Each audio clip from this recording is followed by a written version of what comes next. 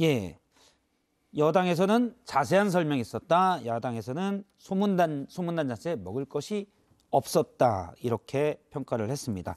앞서 이제 계속 얘기하셨던 부분이 가장 국민이 관심 많은 사항은 물론 뭐 다른 데도 관심 있는 분들이 많이 있겠지만요. 현재 대통령과 이준석 전 대표, 조금 전까지 집권 여당의 대표였던 사람과의 갈등이 어쨌든 불안한 부분 아니겠습니까? 정치적으로 불안해지고. 그런데 거기에 대해서 오늘 윤석열 대통령이 했던 얘기를 다시 한번 들어보겠습니다. 민생 안정과 국민의 안전에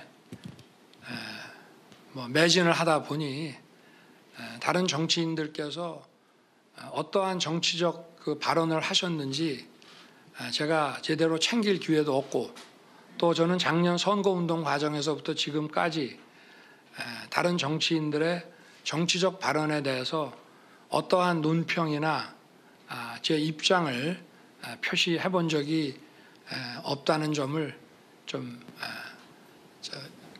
생각해 주시기를 바라겠습니다. 네. 예, 이게 이제 이준석 대표의 발언 등에 대한 답변이었는데요.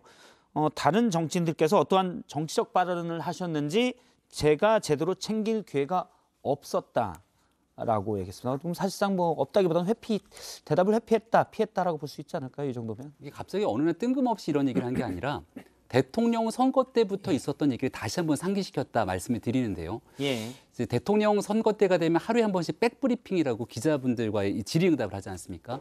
그럼 제가 이제 예상질답에 대한 내용들을 안내하는 역할들을 대변인으로 했는데, 가장 쉬운 질문은 이런 겁니다.